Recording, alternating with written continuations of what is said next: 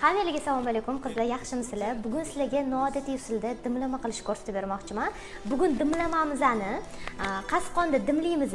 Hamma qanaqa marinovkalar qilib, qanaqa qilishlarimni ko'rsatib beraman. Bu meni o'zimni qilish uslubim. Bizga nima kerak bo'ladi? Dum kerak bo'ladi. Lekin sizlar o'zingizlar xohlagan go'sht turini ishlatishingiz mumkin dimlamaga. Dum kerak bo'ladi. Bu yerda menda bonfileni sal kattaroq to'g'rab olganman. Mol qovurg'asi, bedini, dumba bu yerda ketyapti. Hozir hammasini bittada dumbadan tashqari tog'orachamga sovolaman. Qizlar, go'shtimizni endi marinovka qilib olaman. Marinovka uchun menga soya kerak bo'ladi. Soyalarni hammasini naglas solasizlar. Endi bir 10 osh qoshiqcha shuncha go'shtga.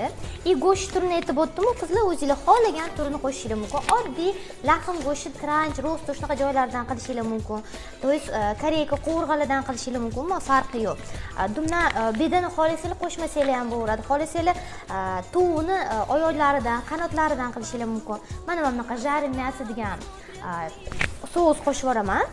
Uyingizda qanaqa go'shtga qo'shsa bo'ladigan sous bo'lsa, uni qo'shib yuborsanglar ham bo'laveradi. Endi shunaqa bo'lishi shart degan joyi yo'q. Buni suyukligi nimaga? Chunki men ozgina suv qo'shib yubordim, tagida kamroq qolgani uchun. Tak, ziravorlar qo'shaman. Ziravorlardan menda bu yerda universalni o'zim tayyorlab olganman. Sladkий paprika, tuz, murch va chesnochniy приправа. Hammasidan yaxshilab topib tashlaymiz. Tuz ichida kamroq, o'shaning uchun yana отдельно tuz solamiz. Tabimizga ko'ra. Endi archali pripravam bor meni. Buni Chorsu, Alayski bozorlarida ziravorchilardan olishingiz mumkin. Mana, ko'rasizlar, mana shunaqa bo'ladi. Yaxshilab sovuramiz bundan ham. Bu o'choqning mazasini beradi qizlar, o'shaning uchun qo'shilyapti va mayda to'ralgan chesnok sovuramiz. Bu yerda 3-4 ta chesnokni mayda to'rab tashlaganman. Mana hamma ziravorlarimizni, hamma narsamizni sovoldik. Endi oxirida yog' sovuramiz yoki olivko'y masla solsanglar ham bo'ladi. Yog'ni ham hammasi o'zimizning ko'zimizda chamalab sovuramiz. Endi hammasini yaxshilab qo'limiz bilan aralashtirib tashlaymiz. Qizlar, hammasini yaxshilab aralashtirib oldim. Agar imkoningiz bo'lsa, shuni ustini paket bilan yopib, 1 sutka yoki 5-6 soatga xolodilnikka marinovka bo'lishga qo'yib qo'ysanglar, yana ham zo'rroq chiqadi. Bo'ldi, endi go'shtimizni hozir olib turamiz. Endi biz qasqonimizning ichiga suv solib qo'yishimiz kerak. Ozgina qaynab turishi kerak. Suvni qanaqa qilamiz? Men sifalda ozgina suv qaynatib olganman, lekin o'zingizlar qaynatmasdan solsanglar ham bo'ladi. Где-то 200-300 ml suv solamiz. Ko'p suv solmaysizlar, chunki bu o'zi parlanganning hisobiga suvlari oqib, so'klari oqib, mana shu suvga tushadi, yana ham suv ko'payadi. Mana suvni sovuramiz. Suvga ham srazu ziravorlarimizni solib tashlaymiz. O'sha ziravorlarim, chesnochniy приправа, sladkий paprika, tuz, murch hammasidan yaxshilab sovuramiz. O'rtacha olovda sal bilqillatib qaynatib turamiz. Endi qasqonimizga birinchi etajiga sabzavotlarimizni terib olamiz. Hozir ko'rsataman hammasini. Jo'xorilarimizni sovuramiz. Sabzi, kartoshka, sabzavotlarning hammasi ham o'zingizlarning xohishingizga ko'ra solishingiz mumkin.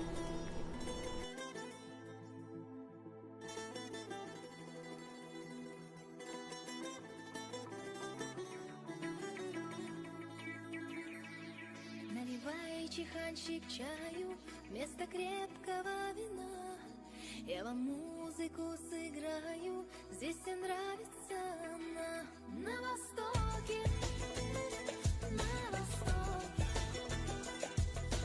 Qizlar, endi mana go'shtlarimizni terishni boshlaymiz. Yaxshilab chiroyli qilib.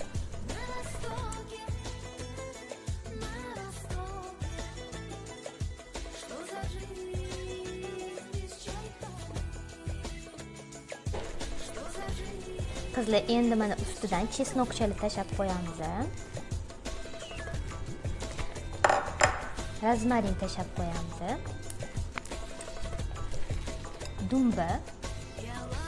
Dumbani ham ustiga bunday qo'yib qo'yasizlar. Kim dumba yoqtirmasa, qo'shmasanglar ham mayli. Endi dimlama dumbasiz bo'lmaydi. Keyingi sloy ketadi hozir. Men bitta ozgina sabzavotlarim qolib ketuvdi, shotlarga qo'yib qo'yaman, uvol bo'lmasligi uchun. Yana chesnoklar sepib qo'yamiz ustidan. Bu eng oxirgi so'y ketyapti. Menda qasqonim 4 talik. Xullas shu kichkinagina qasqonchamga ancha-muncha narsani presslab, endi sop tashladik. Mana rozmarin tashladik. Dumbachalarni tashlab qo'yamiz ustiga.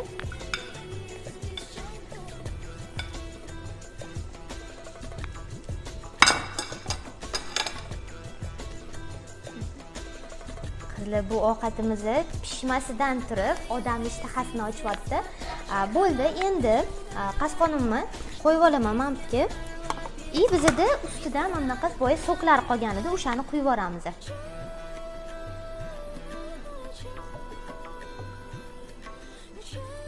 Dimlamamizning ustini yaxshilab yopamiz. Endi o'rta olovda 3-4 soatga dimlab qo'yamiz. Baribir suvdan xol so'rab turinglar, qarab turishingiz kerak. Pishganidan keyin xudo xolasa ochib, kesib sizlar bilan qolgan protseslarni ko'ramiz.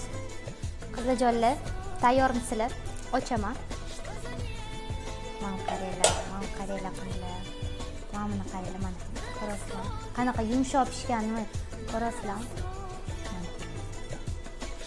Mana shunday chiqib kelyapti. Mana bu go'shtimiz. Mana. Ko'rasizlar, vilkani o'zida bo'linib ketyapti. Mana bedanamiz. Endi tutib tashladi deb o'ylamanglar. Men sizlarga prosta ko'rsatib bermoqchiman. Ko'rasizlar, qanaqa ochilib ketdi. Hozir buni endi laganga teramiz. Tagida suvni ham ko'rsataman men hozir sizlarga. Mana. Tagidagi suv. Ko'rasizlar? Lekin orada ochib ozgina suvga qarab turdik. Sal kamayib, juda ham kam tegiga tushib qolganda ozginadan suv qo'shib turdim. Shuni ham inobatga olishingiz kerak. Chunki sal o'rtacha pishirdim-da, sizlarda agar imkoniyatingiz bo'lsa 5-6 soat вообще past miltillatib pishirsanglar, suv kamaymaydi deb o'ylayman. Eldikistudiya.uz Qizlar, mana suzib oldim. Hamma sabzavotlarni tagiga terdim, ustiga go'shtlarini terdim. Mana bu so'kidan ozgina quyib yuboramiz. O'zingizlar xohishingizga ko'ra. Qizlar, bugun sizlar bilan bo'lishgan retseptim yoqdi degan umiddaman. E'tiboringiz uchun hammangizga kattakon rahmat. Bir marta bo'lsa ham uyingizlarni shunaqa noodatiy usulda tayyorlanadigan dimlama retsepti bilan xursand qilishingizni tilab qolaman.